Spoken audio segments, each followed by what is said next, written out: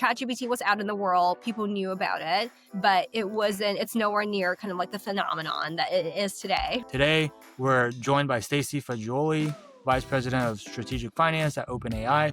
Stacie started her career in investment banking at Goldman Sachs. She then spent over a decade building her operating and finance leadership experience in Silicon Valley, first at Dropbox, then at Stripe, where she rose to become head of corporate finance. You obviously started your career in banking at Goldman Sachs, in the TMT and leveraged finance group. What was it like to actually work in that group? I felt like I was in this extremely privileged position of being able to work with the smartest people, the best people, the sharpest minds, the most interesting clients, the biggest and most complex deals. It was just so eye-opening and such an incredible experience. OpenAI is because it's an AI company, media always likes to stir up controversy and whatever. So it's what is it actually like to work there? But it is such a privilege. I mean, sometimes I'm just I cannot believe I am here. We deal with very large numbers.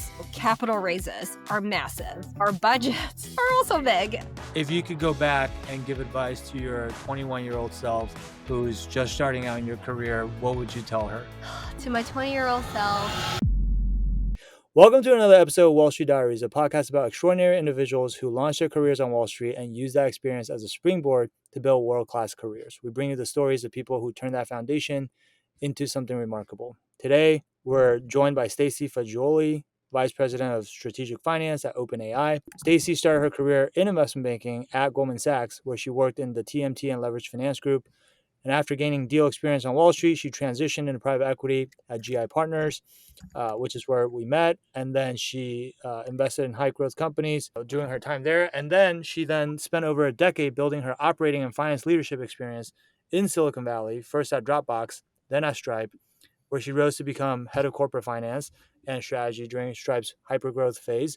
And most recently, she served as chief financial officer at Swoop Search before joining OpenAI, where she now leads strategic finance and capital planning during one of the most exciting periods in technology history. So I'm super excited to have Stacie on as she really, truly brings a rare blend of Wall Street rigor, growth stage experience, and visionary leadership to her work at the frontier of artificial intelligence. So Stacie, thank you for hopping on, my friend. And I'm super excited to catch up with you and just kind of hear about all the exciting stories that you probably have that have happened since we last caught up. Thank you for having me, Sam. That was quite the intro. I will try to live up to that. Yeah, well, I'm just stating everything is factual. So I think, you've honestly had a really super impressive career, and I've been admiring it from afar ever since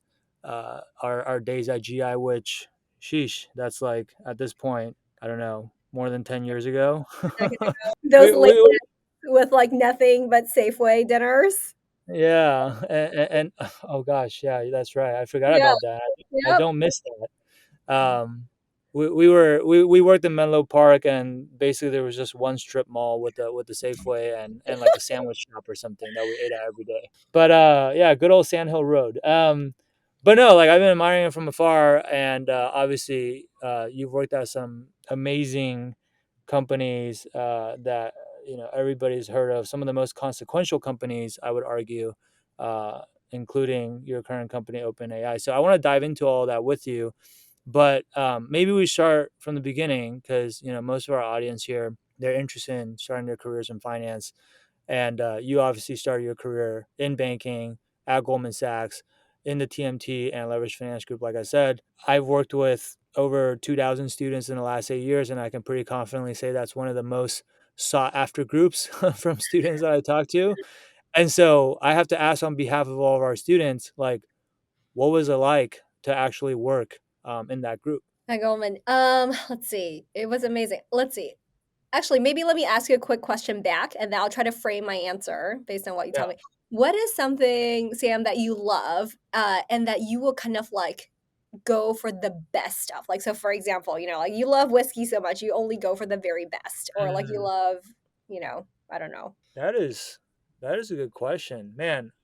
Honestly, I generally try to go for quality as much as I can now, Mm, no matter what. So like, totally. Yeah. let- if we're, my wife and I love eating out, and also now that we live in New York, there's just so many good restaurants. Yeah. Uh, so you almost never have to go to the same restaurant twice. And so like we had a lot of nice restaurants because we're both kind of foodies. Um, but even like, like I was telling you, I was just on a family reunion, and so we were traveling in California, and even just like the hotels you stay in or the Airbnbs you stay in, I just find that it has like a very significant impact on your experience. Yeah, So totally. I don't buy a lot of material things because that doesn't really like do anything for me, Yeah. but I'm more about like experiences, Yeah. especially with like people that I care about. And The so best if I'm like experience. eating with people I care about, or I'm traveling with people I care about, whether it's families or friends, I just want that experience to be like as nice as possible. So Totally. Okay, that makes a ton of sense. And so, yeah, so it's like the reason I ask is because I think, whether for you, for me, for anyone who's listening, there's something where like you just want the best of it, right? And there is a huge difference between like the best of it versus just like the fine of yeah, it or the okay or the whatever. And so I would say, like, what was it like working at Goldman? Obviously, Goldman, along with some of these other like really large bulge bracket firms, you're kind of working at like the best investment bank, the best like financial institutions. And yeah, so that is really what I think really defines that whole experience, right? Which is you are in this like, or I felt like I was in this extremely privileged position of being able to work with the smartest people, the best people, the sharpest minds, um, the most interesting clients, the biggest and most complex deals. And it was all, especially for someone who, came from Singapore, mm, and then, and for someone who just graduated from college, it was just so eye-opening and such an incredible experience. yeah, But best comes at the end of a lot of investment, right? Because if it was so easy, then everyone would kind of be at that same level. But to yeah, be at a completely different level, it just takes so much. I'm sure it takes so much hard work. It takes so much like focus, and so I would say that's kind of like the general environment where people are striving to be excellent. They're very focused. They're very, I would say, almost like competitive. People are competitive. So that's like the overall environment. But I do think what made my time at Goldman feel very special was at the I was in the TMT team when I started out of my career in the San Francisco office. And maybe mm, it's because it has more of an influence of like the technology kind of like sector and more of like a West Coast vibe. But it was an incredibly just like they had an incredible culture. Like the people were collaborative. People were, I think, generally a little bit looser and less uptight than the folks in New York. And when you are constantly under tremendous pressure and working really hard to try to deliver these incredible outcomes, it really helped to have that kind of environment. And so that was like, those were kind of like, I would say, the hallmarks of my experience at Goldman. yeah. That's such a good point. Because I worked at like two different investment banks, and I started Mm. in the tech group, and then later after my first year, I switched to, and I was a top bucket analyst at DB my first year, and then I, humble brag there, but like then but that's actually the setup for what I'm about to say, which is then I lateral to Morgan Stanley's tech group, my second and third year, Uh-huh. and when I went to Morgan Stanley, I was just like an average analyst. Like I suddenly felt like, wow, like all these other analysts that were in the bullpen with me, they were all just like smarter than me, sharper than me, and there was like a noticeable difference. And like I would say MS Tech is, probably more in like Goldman's league when it comes to tech banking, Oh, right? Like 100%. Yeah. I would say yeah, even like TBS, like even don't be DB, modest. like yeah, there's no not knocking DB at all, right? But like, Right. in tech banking, like everybody knows Goldman, Morgan Stanley, Catalyst, those three firms like just dominate the league tables, right? And then like there's a pretty steep drop off to like the next tier of banks, which I would say like DB is in there with like, all the other uh big banks. But my point is like, to your point, I did notice a difference in just not just the analysts too, but like all the way up to the managing director level, just the caliber of the people that I got to work with and learn from. And also like the great lengths that they would be willing to go to win. Uh, Yes. Yes. like I'm sure there are people like this at Goldman too, but like, Michael Grimes was the head of MS Tech Oh, and for a very long legend. time. And that guy is just like he's like a maniac. He like drove as a he moonlighted as a Uber driver for like I don't know how many hours to Yeah. like learn the product because he wanted to win the Uber IPO, right? Or he played Farmville or Cafeville or whatever for like for a long time. Zynga was like a super hot company. He wanted to take them public, so he was like one of the top ranked players in the world, like Cafeville No, or I didn't know something. that. Wow. Yeah, and it's just Yeah. like, first of all, you're not gonna find many managing directors that have the time or the desire to drive Ubers or play a video game or whatever. But he's like, he wanted to understand the product so deeply to be able to Totally. like serve his clients. And so that's just like, I will say, like being around that and getting exposed to that like early on in your career shows you like a different it shows you like a different level of like what it takes to be great, right? What it takes to be the best at what you do. Like Michael Grimes or whoever was like leading Goldman Tech and Frank Quattrone at Catalyst, like these Yep. guys were like the best at what they do, right? But there's a reason for that, right? Yeah. 100%. And so I always tell our students is like, I think a lot of students when they're young and they haven't worked that much yet. They don't have it's not their fault, but they don't, on the outside looking in, it all looks pretty similar. And like, Mhm. what's the difference? Like, as long as they get in somewhere, I'm happy. Right. And I get it because it's so hard to even just get in. But I always tell everyone, like, you should fight for the best outcome possible. And the difference between like a tier one outcome and a tier two outcome sometimes is like very slim. It's not like those of us who got into Goldman or Morgan Stanley were like so much smarter or so much better Yeah. or whatever. Right. Like on the margins and sometimes a lot of luck. But Totally. like every little competitive advantage you can have is just like it all matters because and also we got in 2008. It's so much harder now in 2025. Like the Yeah. level of competition now is just like so much more fierce, right? Yeah. At least that's what I've seen.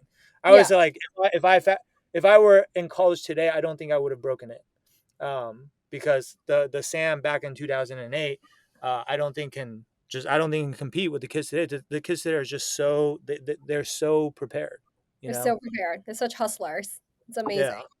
Yeah, yeah. But anyway, that's I think like you make a really good point. It's like you want the best, like for the important stuff, you really really want the best. Um, and then I guess obviously you started there, but then you also worked in left fin, right? Mhm. And so was that like you did 2 years in TMT and then you switched to left fin for your last? I guess you were in banking for 3.5 years total, right? That's right. Yeah. So I was curious. Like a lot of people, there's like, hey, they just view banking as this 2 year thing. Like I'm gonna go in, do it for 2 years. The hours kind of suck, but I want to get it Yeah. on my resume, and I'm just gonna like leave and go to the buy side or whatever, greener Yeah. pastures, right?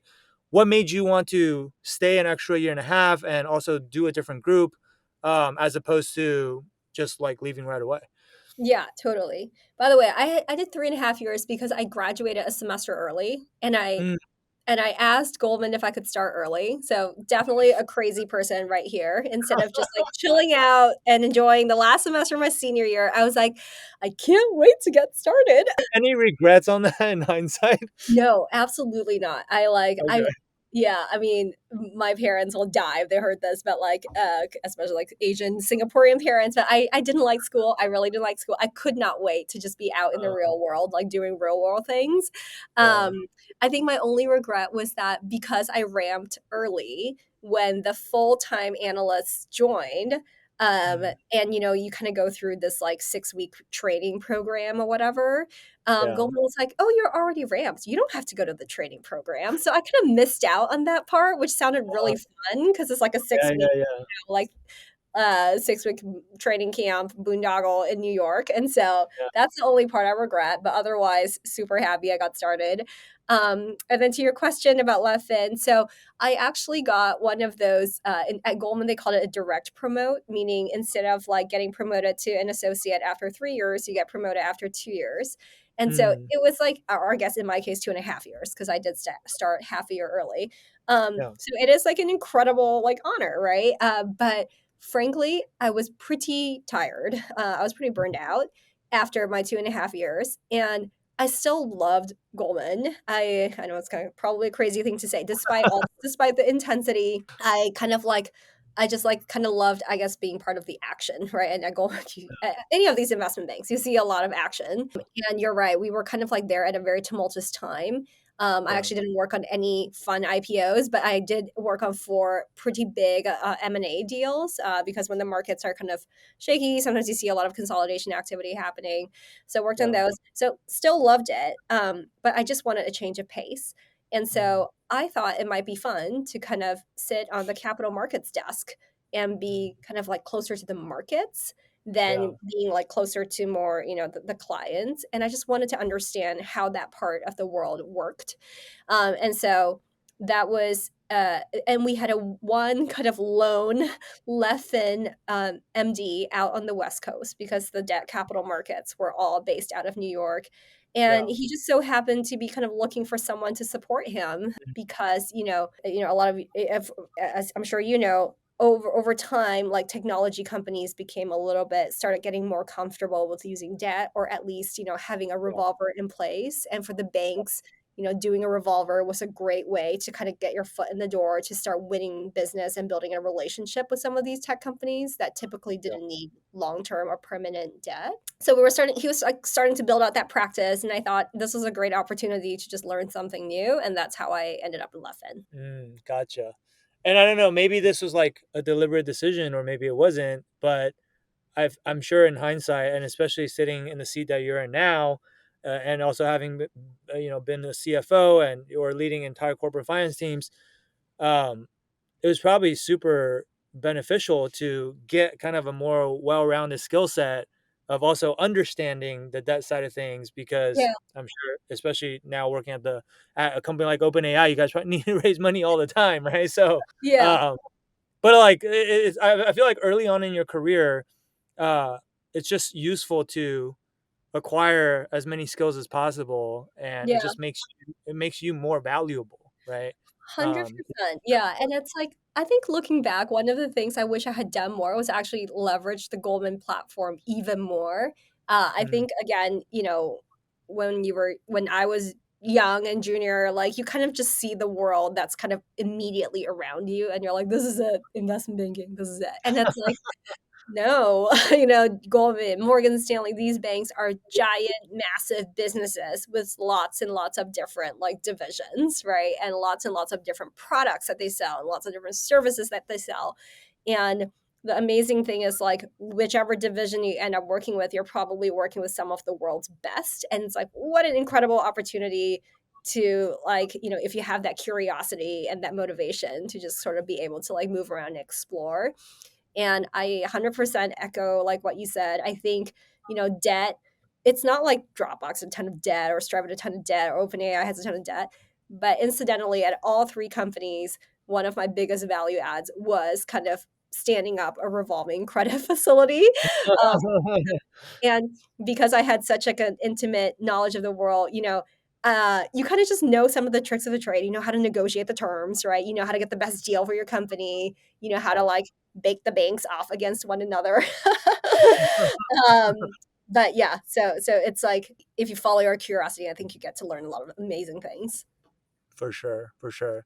That's awesome. And then obviously after Goldman, you did the standard path and left for private equity partners, which is how we met. Well, I guess technically we went to the same school, but we didn't really know each other in school. I No, feel like. no, yeah, We were in rival business fraternities and we weren't allowed to be friends. So, right. um, no, it's funny side story. Like, I was like very hardcore about AK Psi during my college days, and then like eventually I was like pledge facilitator, then I was like president, and I was like back then Wow, I was just like my whole mentality was just like DSP is the enemy, like like gotta hilarious. beat DSP. It was like in hindsight it's so funny because like obviously I've become friends with a lot of the DSP folks, and like I interviewed Mark on this podcast like a few episodes ago, and obviously like all the people in both AKSI and DSP are like pretty cool people, and so Thank you. um That's nice. no, no, it's just funny when I think about how I behaved when I was a child, I guess. Even though I was really a child, I was in Okay. college. Okay. But Yeah. anyway, back to your career though. So you go to GI, we meet there, and Mhm. but then you leave us after just a year. You left us, and you're like, "See you guys later." No, like one day I was like, "Oh wait, Stacie's gone." But like, what? And I never got to ask you this, but like, Yeah. what made you want to move on? Because for those who are not familiar, like most PE programs are 2 years, and so Yes. I think Stacie left after just the first year, so she didn't really like finish her associate program. And so like, I want to kind of ask, like, one, what was the rationale for that, and then two, um, did that feel like a scary decision at all at the time, or was it just like you knew this was the right thing to do and you had total conviction, or like kind of walk us through that process, I guess. Yeah, I can answer the second part first because I can still remember it like it was yesterday. I was terrified. Uh, I was shaking when I went to, one of the MD's offices to let him know that I was leaving. Wait, which Um, MD did you have to tell? Was it am I Rich? gonna Whom? I actually went to Alexander Fraser first because Uh, I felt like he's the nicest, I he guess. was very nice. I felt like he was a sponsor. I actually still keep in touch with him to this day. I felt like I really looked up to him as like a mentor and a guide and all of that. And I was shaking. And he was like, Don't worry." He's like, "It's fine. Like good for you." And so that really helped. But yes, I was terrified. Um, because again, you're like so young in your career, you're like, oh my gosh, everyone follows the well-trodden path: banking, Yeah. private equity, Harvard Business School, or Stanford GSB, right? Like, oh my gosh, I'm doing something different. It is so scary. But why did I feel the urge to do that? I think there's always like push and pull factors, right? I'll talk about the pull first because obviously that was the bigger force. Yeah. um, the opportunity was to join Dropbox, and to report to the then head of strategic finance, Ajay Vashi, who later took them public as their CFO. Mm. Um, and I know Dropbox today, it has kind of like been through its trials and tribulations. But if you kind of rewind the clock back to 2012, it just kind of checked all the boxes, right? It was a Mm. Silicon Valley darling. It had blue chip investors like Sequoia. It had a ubiquitous product. It had network effects. It had off the charts organic growth. It had Mm. talent density. And it was still fairly early. When I joined, it was sub 200 people. And so you Wow. really felt like you could go in there and make a huge impact. And again, I was Ajay's first hire. And so the finance team, the entirety of the finance team was like 6 accountants, a part-time like payroll person, and Ajay and me. Yeah. And so just like sort of the excitement of being able to join this kind of rocket ship and really build something, as Yeah. opposed to kind of sitting in a cube, reading tons and tons of slide decks from companies trying to sell. And this, like 80% of these companies are just terrible businesses, and Yeah. you would never invest in them, but having to do the analysis anyway was like, Yeah. I don't know. So I guess like that was like the pull factor. It's just like kind of the excitement of like doing this. And then also the I had a former colleague from Goldman who I trusted a ton, who was also there. And Mm. he kind of, he was kind of like, Stacie, you got to join us. This is so exciting. This is so cool. Think of all the things you can do. And Mm. so I think having that reassurance sort of like was also was a very compelling factor for me. Yeah. Yeah. Well, I gotta say, as far as looking at crappy companies that you're never gonna invest in, you kind of left at a great time, because I'm pretty sure like right around when you left was when we ran out of dry powder. So like that entire second year, I did not look at a single deal. All I did was portfolio management, because we had no money. And I think they thought like, they were going to be able to fundraise a lot faster. And then it just took way longer. And I was just like, I mean, the flip Yeah. side, the upside was that, I was doing like 9 to 5. It was like super chill. Oh, I didn't, really? yeah, I don't feel like I really got the real private equity experience, you know? But I still got the private equity pay, obviously. But like, it was I would say from a experience standpoint, it probably wasn't like the best. But nonetheless, in terms of what you said about Dropbox, I think like the thing that stands out to me is like, because I was about to ask you like, how did you, all those things you said about Dropbox, like, hey, it's got the talent density, it's got great organic growth, it's got all these things. I was like, how did you know about all that? Mhm. Because I felt like when I was obviously later, I also went into tech like you did. You did it before me, but I feel like at the time I knew nothing about how any of these tech companies are doing. And maybe I wasn't paying attention, or I don't know. I don't feel like I had the bandwidth to do that. But it's like sounds like Yeah, you knew because you had former colleagues that were already there and they told you about it. Is that how you found out right. about it? Yeah. Yeah, I think, being I was in the tech group, right? So you're just kind of living and breathing that, and, you're kinda naturally surrounded by people who are just curious about tech, and then they kind of disperse and leave Goldman, and they go on to do really interesting things. Mm, Um, like, a lot of the tech executives, in Silicon Valley today, they were all kind of part of that original Goldman crew, and so when we get together, it's super fun, but yeah, mm. definitely credit to just like the amazing network I was surrounded by. And then I think just I'm just a very curious person. So I'm just always trying to up in everyone's business, trying to figure out what they're doing and what's interesting out there. No, but I think like that's a great point, which is like people always talk about like your network, and like you develop such a great network when you're in Yeah, banking, and that's like one of the benefits of working in banking. Like, yes, the pay is really good. Yes, you yeah, have great exit opportunities, and then the third thing people usually mention is like you develop such a good network, and this is, I think, like a perfect example of that, right? And also like later than when I left GI, I left after 2 years, and then I decided to go into tech too and I joined Square and their mhm, financial strategy team. Same thing as like, Matt Anderson, also from yeah. GI, had He's already also joined Square 3 months before. And Jason Lee from college at Berkeley, he was also on the financial strategy team already. And then so like being able to talk to them and hear what it's like to work there and just like get the inside scoop on, whether this is really a company that's worth joining, and also like having their referrals also made it easier to get the job as well. It's like at all these companies, whether it's a Dropbox or a Square, they were, like you said, Silicon Valley darlings that were doing super well. Like they could have picked whoever they wanted. They had so totally. many people wanting to work for them. And if you have the network and you know someone who's already working there who has worked with you before and you've done good work and they can vouch for you, that goes a long ways. It In goes a terms of like, really long way, yeah, and it's not like because the folks working at those companies necessarily wanna be biased, it's almost like the amount of the volume of sheer volume of inbounds and applicants they get is, like, so high that it's, like, so hard to distinguish the signal from the noise, and so once you have a very signal-full kind of candidate, you just go for it. yeah, exactly. And hiring is like one of the most important things to get right, especially for, I mean, for any company really, but especially for these startups, especially early on when they're first building out the team. Um, Whoever they hire, they end up becoming culture Yeah, carriers, and you really want to make sure that you're getting the A players because it makes a that could be like the difference between you having an exit or going public versus not, right? yeah, So I think yeah, the network aspect of it is super super valuable. Um, I guess when you joined, then obviously you felt good about the decision, and it sounds like you already knew a lot about it, and so it was an exciting thing.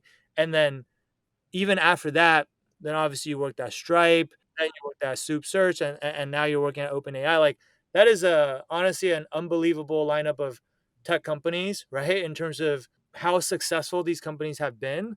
And so like one question I have is, do you have just like a framework or like an instinct for spotting these companies early, or like, because like I know in hindsight it all seems obvious, right? Like in hindsight it's like, oh yeah, of course you want to work for Stripe. Of course you want to work yeah, for or whatever. But like in the moment when you join, I don't think it was necessarily, at least not to yeah, agree, right? And I don't think it was just like luck either. So like talk about that a little bit, I guess. okay. I think luck always plays a bit of a role, Of but course. I will say I think Dropbox, I guess you can say it's always been about the people. For Dropbox, it was more sort of, okay, I trusted my coworker who referred me, and that was like a big part of it. And then after that, I would say I started going more with my own gut about the people. obviously, we are trained finance people. I would always do a little bit of business underwriting, right? Um, Yeah. so like I mentioned, all of the qualities about Dropbox that I thought were very attractive. I obviously kind of like did some business underwriting for Stripe and for Swoop and for all of them. I can talk about those things. Yeah. I will say though, like outside looking in, and especially when it's relatively early, it is hard to tell. So for example, for Stripe, when I joined, it was already like doing pretty well. So I'm not going to give myself too much credit. It was, over 200 people. It was already valued at like 3 billion, I think. But of course, there was still a lot of skepticism, I would say, among a lot of people in thinking Mm. this is just going to be a very commoditized payments business. What is the differentiation versus someone like Braintree? What is the differentiation versus someone like Yeah. Adyen?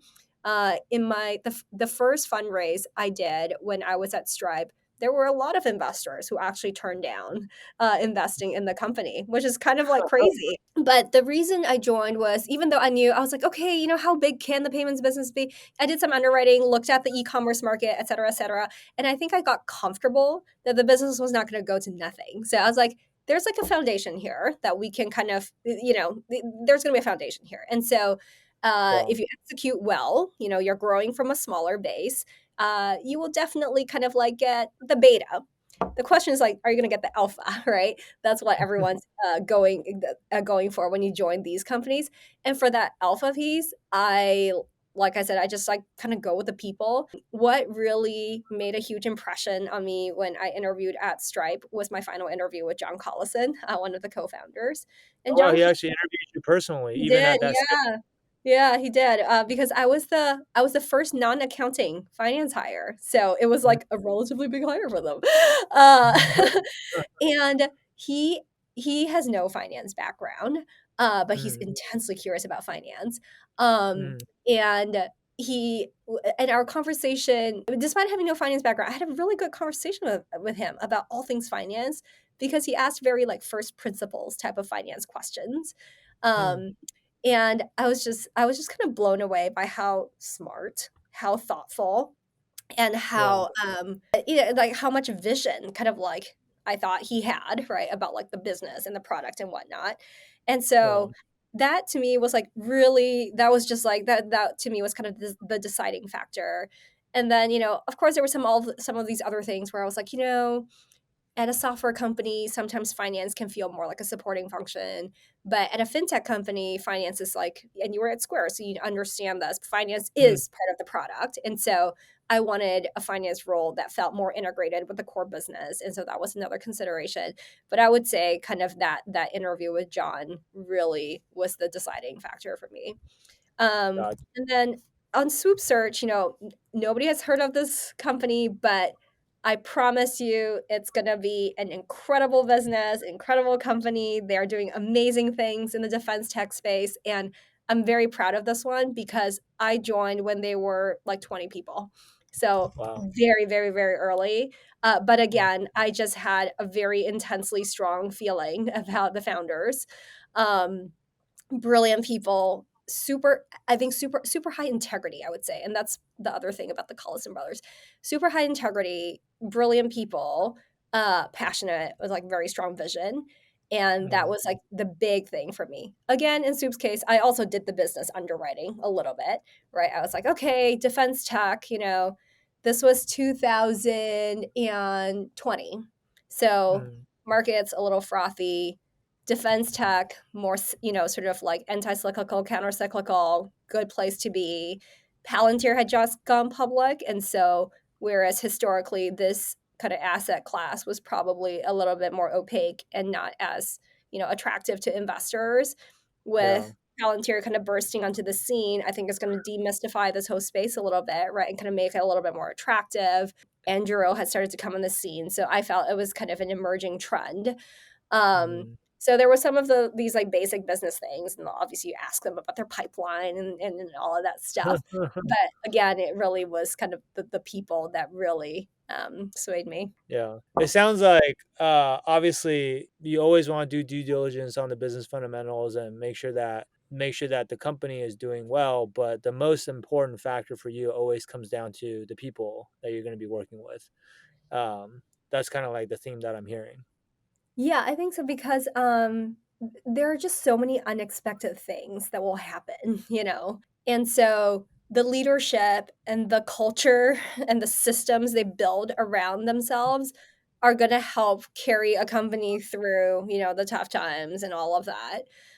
Yeah. Um, and kind of, like, make sure it's enduring, that it's always gonna be, like, excellent and all of that. So, yeah, the people's it's very important. Yeah, no, for sure. Especially in a startup environment, I feel like at that stage, like you really have to be, you're in the trenches with these people, and you Yeah, spend so much time together. And if you don't like the people, and also if you don't believe in the leaders that you're supposed to follow, and you don't believe in like the vision that they have and what you guys are trying to build, then I think it's just very hard, right? yeah, It's hard to work that hard, unless you have a lot of conviction in the people that you're working for. So, totally understand that. I guess yeah, the other thing that stood out to me is as you were talking about your experience at Dropbox and at Stripe, it sounds like you were kind of like the first, if one of the first, if not the first, finance hires at both companies.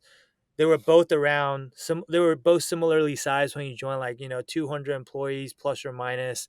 yeah, Um, and so, and I guess that makes sense because for people like us with the finance background, it's like we're not engineers. We're not going to be like the first 10 employees at a company, at a tech yeah, company at least, yeah, right? And then so usually it's like once they've grown a little bit more, maybe they're kind of in that growth stage, and they found product market fit. And then that's where someone like with our skill set can really come in and start to add value to the business. mhm, Um, but what were some of the, and obviously both companies ended up being really successful. What were some of the similarities and differences between working at those two places? And because it seems like almost like an identical role. And maybe the second time around you were probably more experienced and better at it. Maybe, I don't know, yeah. maybe the job felt easier or maybe it didn't. But like, yeah, how would you compare those two experiences, I guess? Dropbox and Stripe? Yeah. Or Yeah. yeah. Dropbox and Stripe. Yeah. Yeah.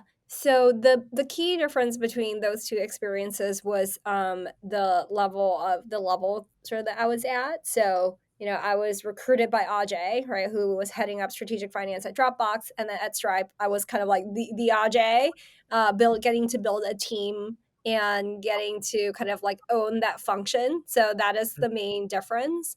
Um, and I would say it is very different because, the second time round, I think I had a much better sense of how you can use finance to actually steer a business a little bit. Yeah. And before anyone gets too excited, let's be real. Founder-led businesses, they're not letting anyone steer their business but themselves, right? Like, and that's what makes founder-led businesses so special and disruptive. Like, they're not gonna give in to conventional wisdom or like a DCF model. Having said that, I kind of like had a much better sense of, okay, here's how enterprise value accrues over time. And if you want your enterprise value to look like this year and this next year and this the year after, you can start to really think about what does the business plan and the financial plan need to look like, Yeah. and you present it to the founders, right? And you use it as a framework. You don't have to do it. Nobody ever said you had to be a Stripe had to be a 100 billion business, right? The founders can choose to grow slowly or they can choose to grow fast or whatever it is. But you Yeah. can start putting in place like a framework for you to have these discussions and to make these decisions. If I want to look like this, I have to invest in this. If I want to look like that, I have to invest in a whole different set of initiatives or technologies or go to market motions or whatever it is. Um, Yeah. and that was the biggest difference. It's like having that agency and authority and a little bit more space to be able to guide some of these discussions. That Yeah. was incredibly fun when I first got to do it. Uh, Yeah. yeah. So were you more of an individual contributor at Dropbox and then became more of like a people manager than at Stripe then, I guess, because you say you were hired by Ajay and then you became the Ajay basically. So, um, Like what was the like what new skills did you have to learn to kind of take that leap? Because I feel like those two things require very different skill sets, right? Yeah, it is very different. I had a small team towards the end of my time at Dropbox, but honestly, looking back, wow, first time manager, terrible manager. Had no idea what I was doing.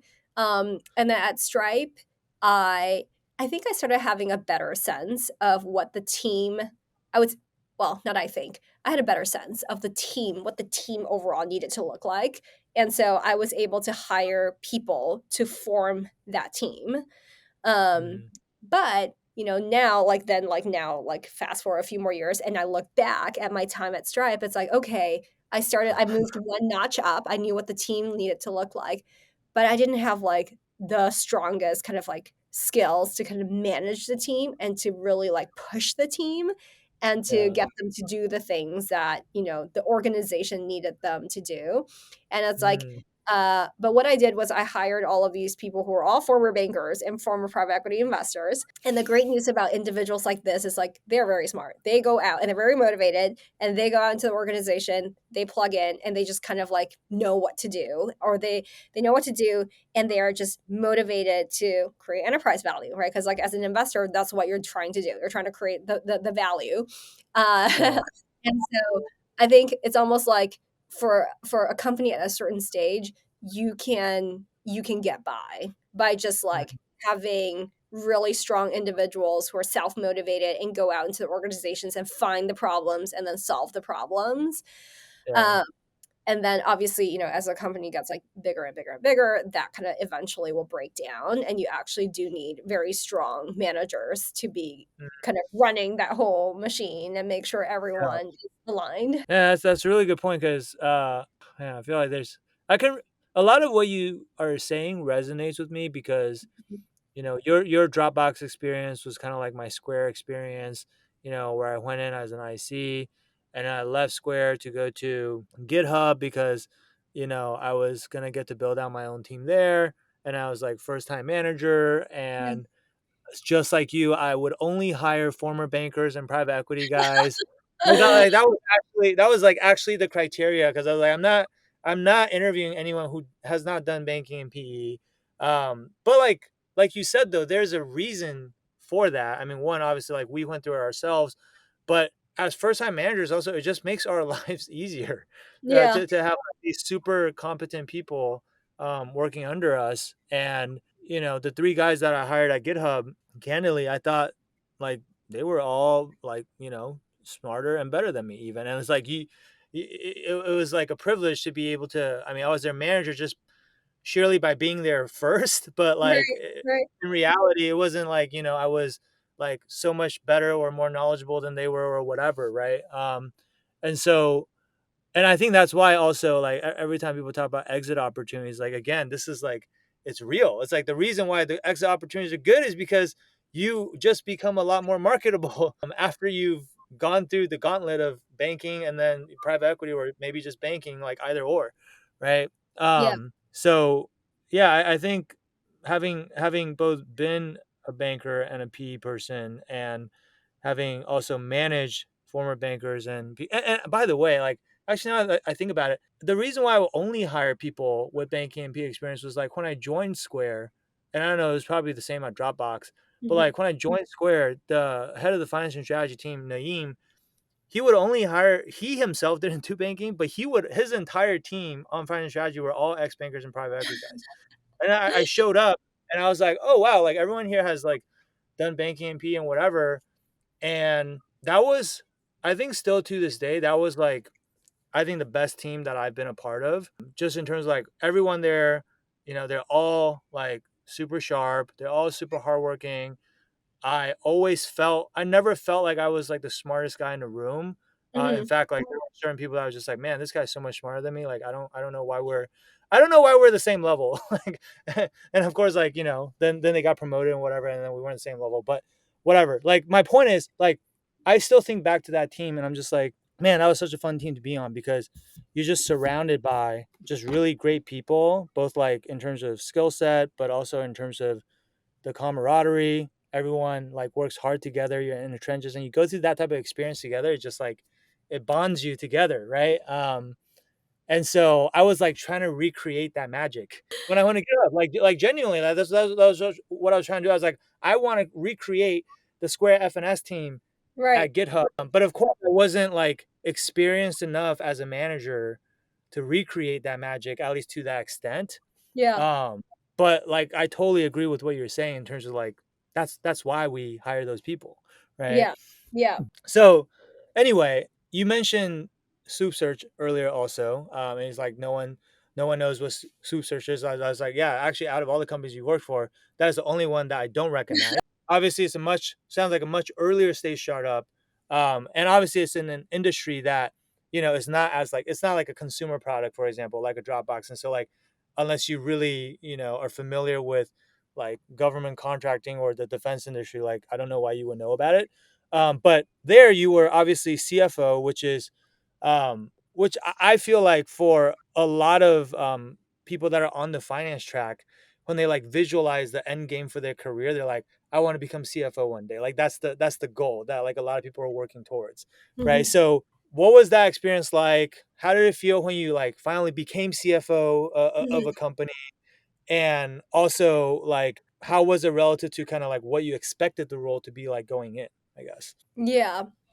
By the way, I would just say CFO at different companies is it's very different, right? Like every company is just like how every company has a very different CEO. Like every company, I think the job is just very different. At Swoop specifically, again, keep in mind when I joined, it was only 20 people, right? So CFO of a 20% business is very different from obviously, Sarah Fryer, who's like the CFO of OpenAI today. Yeah. But in terms of what it was like, it just became very stressful because right now the kind of like the buck kind of stops with you, right? It's almost like the CEO, their job is just to move the business forward, in terms of building the product and selling the product and hiring the people and all of that. Um, Mm, and they kind of fully trusted that everything on the finance side was happening. It was as it should be. The books were clean, the bills were paid, the people are getting paid. wow. You don't owe the IRS anything. uh and it's just kind of all running very smoothly, and for the first time you're sort of like, well, I'm sort of like, oh my gosh, okay, like I got to make sure all of these kind of operational things are happening.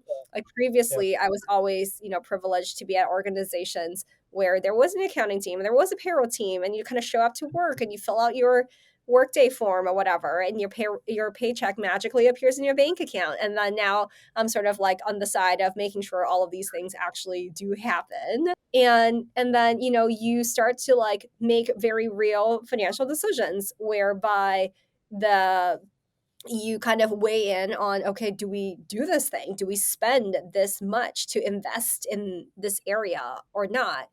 um I was also part of negotiating a couple of contracts where there were like fairly big revenue numbers, and so you really start to kind of feel the weight, I would say, of like true responsibility. And then obviously, in fundraises now it's like I was always in more of a supporting role at Dropbox and at Stripe, where you had your CFO who was like leading it, and you kind of, or I just kind of did the management presentation. I would, of course, I would speak to investors, I would answer due diligence questions, but only when I was in the seat of CFO did I really feel that stress of, oh my gosh, if we don't close this round, what am I going to do? Right? Because this is my job. Yeah. And of course, the founders were incredible, like partners and just incredible all around. But you cannot help but kind of feel a lot of that stress, Yeah. um, being the CFO seat. But yeah, it was fun, but it was stressful. Was it because then obviously like after that you went to OpenAI, which I'm sure has been a great, amazing career decision, but at the time, then leaving Swoop to go to OpenAI, like was that a tough decision to go, because obviously then at OpenAI you're not the CFO, but I guess it's a much bigger company, and to your point, Mhm, like being a CFO at a company of different size means different things. mhm. Um, how did you kind of view that transition, and how did you think about the decision, and And I feel like sometimes people get like so hung up on like the title or whatever, or like their ego gets in the way, and they're like, "Oh, I'm a Yeah. CFO now. Like I have to be a CFO every single job from now on. I always have to be a CFO or whatever." Like obviously you didn't think the same way, and so like talk through kind of your decision making process there a little bit. Yeah, for sure. Actually, Sam, I'm gonna plug in my laptop real quick because Yeah, yeah, for sure. battery's dying. Okay. So moving from CFO of Swoop to OpenAI. So let's see. The By the way, I didn't want to leave Soup. I really wanted to be there forever. I had to leave because it's just like a random but interesting reason, which is I'm not a U.S. citizen. I think I mentioned I'm from Singapore, and so Yeah. it turns out it's actually really hard to be in defense tech if you're not a U.S. citizen because there's so much Oh, classified stuff that you just cannot really get access to. And so, uh, imagine you're like a CFO of a company and you cannot review classified contracts, or you cannot even know that the classified contracts exist. It's like kind of hard to do revenue forecasting, oh and man, so there were lots of like interesting kind of little nuances like that. But that's the reason why I had to leave Swoop, or I decided I just didn't feel like I could actually do the company justice, do the founders justice. And yeah. then OpenAI just kind of so lucky, reconnected with Brad Lightcap, who's the COO. We worked at Dropbox together, and we were Mm, reconnecting on actually just some completely separate tangential topic. And he just goes, and then all of a sudden he goes, I'm looking for a head of strategic finance. And I was like, "Oh, interesting." And I was like, "Oh, I don't know. I'll think about it."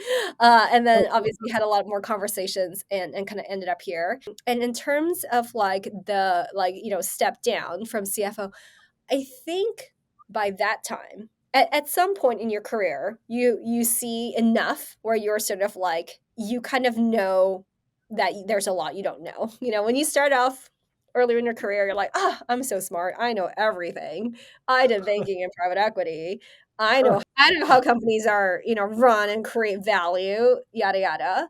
And then you go through some of these cycles, like at Stripe, we went through a COVID cycle, for example, right? And it was so I just like again remember like it was yesterday. We had just started one of our rounds of fundraising, and COVID hit, and mm, for a lot of people who've been through that, you kind of remember that trajectory, which is like at first there was a huge kind of like deceleration and correction or whatever before all the e-commerce businesses like spiked, and companies like OpenAI that was kind of riding on that trend all kind of spiked a lot and ended up benefiting a lot from COVID. But when it first started, when the world first started to kind of like seize up and like shut down, it was very scary. And we didn't know how our race was going to go, and it started to feel very existential. Of course, it like went on to be totally fine, but you just go through a couple of those cycles, or early in our career when it was a great financial crisis, right? And you just start to be a lot more. I think you start to think about the bigger picture a lot more instead of yeah, being super narrowly focused on this like near term position or title. And you start to realize just like, yeah, there's a lot you can't control. And yeah, what is most important is that you're optimizing for whatever it is you're optimizing for, right? Like for me, what is most important is that I was optimizing for, like I said, working for people I really believed in, working on really interesting things that piqued my curiosity, and like working on things that like roughly checked my, business underwriting boxes. Yeah. yeah. No, that makes a lot of sense, and it's funny because like even as you're talking about how you came across this opportunity again, it came through your network, right? It came through Brad from who you worked with at Dropbox. So Yeah. there's a recurring theme here, and I'm curious, I guess, like when you joined, like where was OpenAI at when you joined? Like because I feel like ChatGPT really became like an everyday thing, or like this thing that's constantly in the news that people constantly talk about, like really just in the last couple of years, Yeah. right? And so I don't remember exactly when you joined. Was like OpenAI already like a household name by that time, or was this still like most people didn't even really know what it was? Yeah. Um, I joined OpenAI when it was fairly like far along, I would say. It had well, I mean, it was like, Series D type of like company already, I would say, in terms of like revenue scale and headcount and all of that. But I agree. I would say it was kind of like ChatGPT was out in the world, people knew about it, but it's nowhere near kind of like the phenomenon that it is today, right? And Yeah. it's nowhere near kind of like, it didn't get nearly the same amount of media attention and market attention that it does today. Oh my gosh. But You guys are ChatGPT has taken constantly off. in the Yeah, news. yeah, it's very exhausting. Um, but yeah, ChatGPT had already been out in the wild. I played with it a lot. I was kind of like fascinated. I was like, wow, this thing is crazy. And that was, again, you cannot help but be so like curious and like fascinated by it. Yeah. So yeah. Yeah. Yeah. Sorry, go ahead. Oh yeah, but I was gonna say, but it's like, it's very easy, I think, to like look at like my LinkedIn and be like, oh, that's just like this highlight reel, right? The crazy thing is I joined on a Wednesday, and that was 2 years ago. I joined on a Wednesday, and that was the week that Sam got fired. So I joined on Wednesday and Sam was fired on Friday. Oh, So no. 2 days after I started at OpenAI, the CEO was gone. And I mean, all of this is like probably very well documented out in the wild now. But the Yeah. CEO was gone, the company was in mutiny, and because there were so many upset employees, security took away all of our. They locked us out of all of our company systems, so we Mm, couldn't be on Slack and all of that.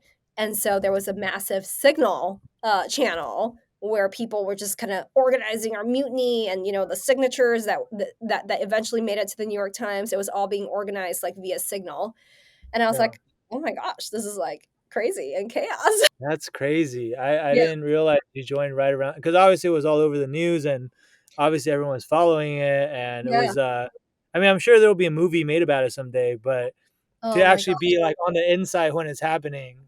You're right. Right. You just never know. You just never know what's going to happen. Wow, that's crazy. So I guess that's a good segue because I was gonna ask you like you're actually I don't think I've ever spoken to someone who works at OpenAI. And obviously I feel like OpenAI is like the most possibly the most uh consequential, important technology company of our time, possibly of our lifetime, like depending on what happens. But like what is it like to not just work at the company, but also like to be leading the strategic finance function there, which obviously is super important role. And obviously, I think your team has grown very, very fast in a short amount of time because I'm sure you guys honestly need all the help you can get with all the capex and all the fundraising and just I feel like that's a huge job. And then I feel like the for those of us on the outside, like our impression of OpenAI is just like whatever we hear about in the constant barrage of media and news and I feel like OpenAI is like because it's an AI company, it's like easy to, like media always likes to like stir up controversy and whatever. So it's like, what is it actually like to work there? Like I've always wanted to ask someone who actually works there. So like, Yeah. what's your perspective? Wow. How do I like sum it up? It is like, this sounds lame, but it is like such a privilege. I mean, sometimes I'm just like, I cannot believe I am here. In terms of like what it's like on a like a day-to-day basis, sometimes I joke, like I get this a lot, right? My friends would be like, "Oh, what's it like to work there? It's so consequential." I was like, honestly, on a day-to-day basis, I feel like we're just trying to sell software.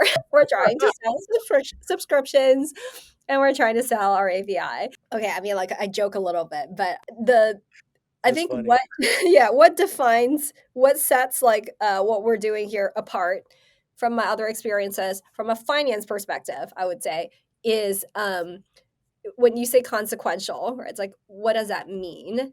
There, Mm, it generally connotes a couple things. One is that it's very consequential because there's a lot of scale, meaning we're distributing our products to and services to a lot of people, a lot of businesses.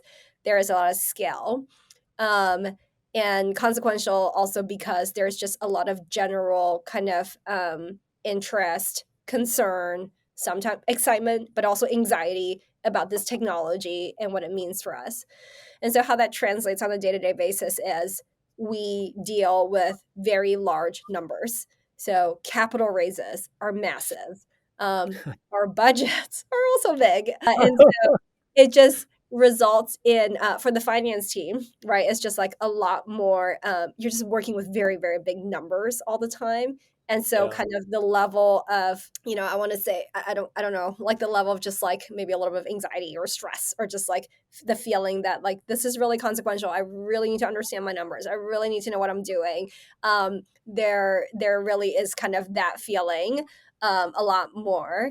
And then Yeah. when we kind of like raise capital, right? It's like the last round we did, it was like a $40 billion raise. Obviously, SoftBank, was the lead investor and kind of made that commitment, which made it a lot easier for us. But we still had to go out and syndicate 10 billion of it, and that's Wow. a huge amount of money to syndicate. And when we first started doing it, there was just a lot of anxiety about like, are we going to be able to actually do this? Um, Yeah. yeah, and obviously we did it, but it's just operating at that scale. It truly requires so much more, just like coordination and management, and being very, very tight on the process, and like really having like a strong kind of playbook to go by. Um, Yeah. Whereas like I think earlier in some of the earlier companies, when it's like smaller, or where uh you can just kind of be a little bit looser, whereas now it just feels like the execution really has to be quite airtight, in order to meet kind of the demands of this of scale. Yeah. Yeah. No, I can imagine the pressure of the job must be just immense. And for those of you who don't know, like I've actually been trying to get Stacie on this podcast for months, but like she's like so insanely busy, right? Because like when you work in finance for OpenAI, super capital intensive, constantly having to raise money, it's just like you're basically pulling like banking hours, right? Aren't you? So like it was like, and which is why I also like super appreciative of you even getting on No, here. But we're all busy. um but yeah, I gotta imagine like the pressure is just, it must be super high. Like you said, it's like everything you do is on like a different scale. And there's no like, it's not like a rounding, what might be a rounding error is like is not a rounding error. Right? So Yeah. like Yeah. um Yeah, and the other thing that I think external folks don't see a lot is, because like you said, the technology is consequential. It could have a lot of impact in society and all of that. yeah. Not so much my team, but there's a lot of thought that goes into releasing a product. And so, whereas like if you're just doing, not just, but if you're building a SaaS tool, for example, Yeah. that, performs a certain functionality. Once you kind of build the product and you test it and all of that, you can kind of just roll it out.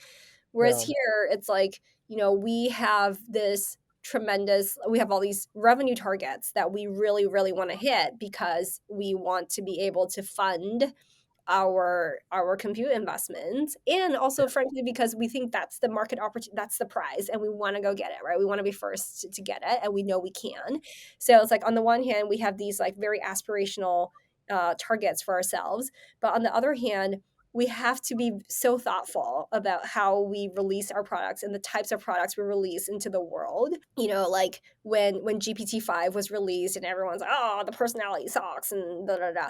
And it's like, well, it's not because all of a sudden we didn't know how to build a GPT with like a great personality, but it was because we were actually internally very focused on safety concerns and making sure that Mhm. the model was balanced between giving you objective advice and not sounding too sycophantic, whereby it's just always agreeing with what you say, because you can see how, for Mhm. folks who are just gonna not think very critically about whatever is coming off of their apps, they can very Yeah. be easily misled by a model that's overly sycophantic. And so we really like tighten up our controls around that, et cetera, et cetera. And so it's like we have to be, you want to grow this business quickly, but at the same time you kind of have to apply some of these breaks to make sure we're being responsible and Yeah. safe and all of that.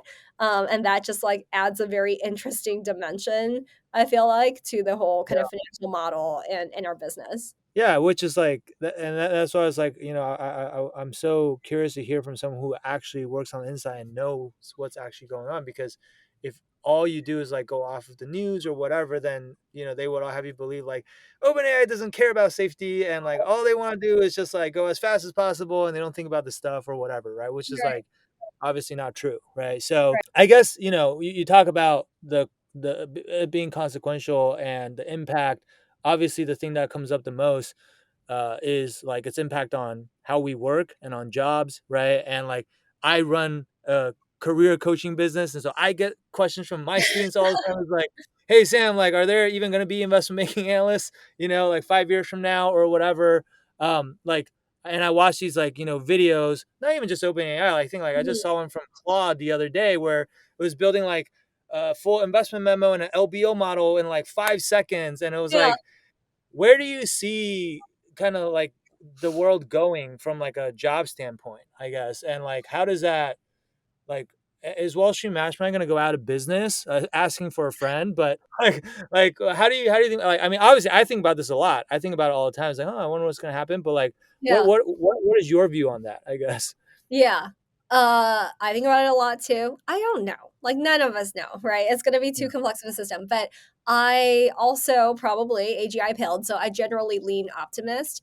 And the maybe like one interesting anecdote, and I can bring it back to banking, is when I was an analyst at Goldman, one day we were having some sort of like analyst happy hour or whatever, and one of the more senior MDs, he was there and he was telling us about when he was an analyst and he was like, "Oh, you guys have it so easy these days. When you need to generate a stock price chart, you just go to IQ and you just hit download and then you copy and paste it into the deck and you're done."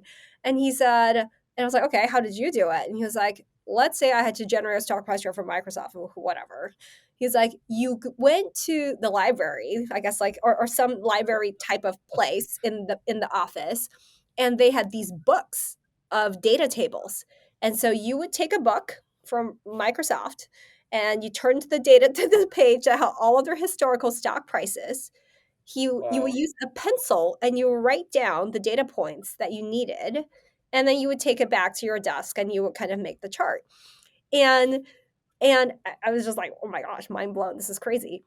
And so imagine like when, I don't know, Excel and Cap IQ and all of these tools came onto the scene, you could kind of think you could imagine like an analyst from the whatever era he was from sort of thinking, I'm gonna have no more, I'm not gonna have a job anymore because like this new machine just does it all for me. But obviously that's not what happened, right? What happened is that investment banks up leveled. The capital markets are bigger than ever. They are able to offer more sophisticated instruments. They're able to offer more products and services to their clients, and I think the limit is going to be the limiting factor is just going to be it's going to be ideas. It's not so Yeah. much going to be how many hours you have in the day or anything like that. So to me that's like the optimistic view. Of course it presumes that you're always going to be you have like an idea or you're going to be working for an enterprise that has like the great ideas that can leverage this technology, but I Yeah. think overall I would lean kind of optimistic. Yeah. Well, I'm I'm on your side, so well, I guess maybe I have to be. Or no, I mean I think you're right though. It's like yeah, I've heard similar stories from like my MDs who say like, yeah, we used to like we didn't even have the SEC filings online. We had them in like cabinets Oh my and gosh, and then we had to like go pull the filings and that's right, and yeah. and then there's like banking pre Excel. There's also like banking pre internet, right? There's like all these huge changes that happened that made the job more efficient. But I mean, yeah, I'm not going to pretend to know what's going to happen either. But I'm just going with the flow, and whatever happens, happens, and we will all adapt. That's kind of what I think. But um, I know we're almost out of time, but I have like one or two more questions that I want to make sure to ask you. So one thing that I've been fascinated by is you by virtue of working for some of the most successful tech companies in Silicon Valley, you've obviously worked for some of the most impressive founders in the tech industry, right? Yeah, From Drew at Dropbox to Patrick and John Collison at Stripe to now Sam Altman. And so being able to like see these kind of legendary figures in the Silicon Valley are kind of up close and personal, like what stands out to you about these individuals? Like what do you think it is that enables them to have the level of success that they have? Like I feel like they must do something differently than kind of like just, I don't know, normal people. Normal people. I put that in quotes. Yeah. I mean, I maybe this is too fixed mindset, but, like, I do believe there is kind of, they are just, like, they do just think very differently from, Mm, you know, people like myself. They're all very, very, very intelligent people, and they think very differently. And then mm, in terms of, like, other traits, I would say, they're just not constrained by conventional thinking. They're not constrained mm, by we should do this, or this is how you would think about it, or like the financial model says this, right? Or like they hate that. They really do think from first principles, and they really do mm. push the boundaries. I mean, I think Sam Altman is probably exhibit number A, right? Like, like why are we only constrained by the power that's available today? Like that's an unacceptable way of thinking. Yeah. And then but also, like, they all hustle. They work so hard. They 100% work harder than I do. They're always on. They're always thinking about the business. They're always, like, cultivating, their network of whether it's advisors or customers or investors. Like, these are all really, really important stakeholders to the success of the business, and every kind of I think waking moment they have, or sorry, employees too, obviously they're like thinking about, okay, how do I touch these stakeholders and influence them and do something for them, and so they can do something for the business. They work incredibly, incredibly hard. Yeah.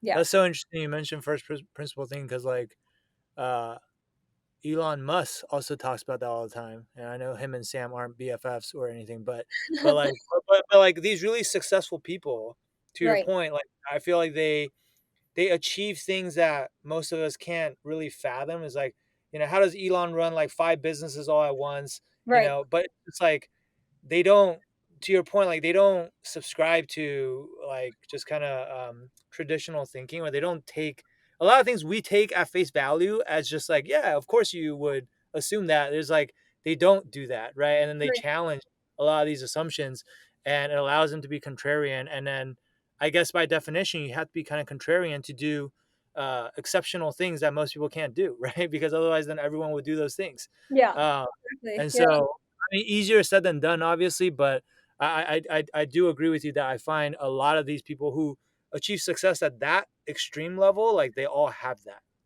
which I think Right. is fascinating.